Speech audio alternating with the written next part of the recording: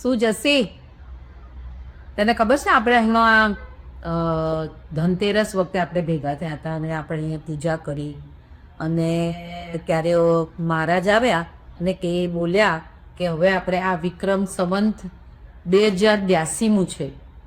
તો મને એમ થયું કે હા એ તો મેં સાંભળ્યું છે, પણ પછી આપણે થોડા દિવસ પછી આપણે ઘરે ગાડીમાં જતા હતા અને મેં FM વિવિધ ભારતીમાં છે ને સાંભળ્યું કે શક સમય.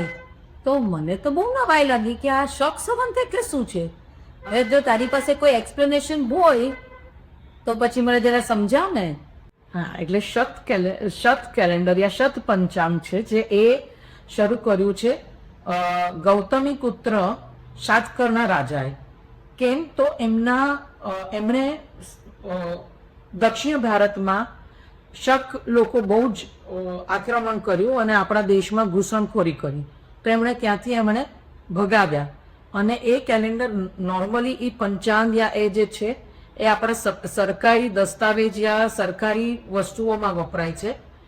તમે વિવિધ ભારતીમાં સાંભળ્યું તો એમાં એ લોકો બોલે છે, પણ નોર્મલ દસ્તાવેજ કે નોર્મલ બીજી વસ્તુ છે એમાં વિક્રમ સંવંત અને અંગ્રેજી કેલેન્ડર જ વપરાય છે.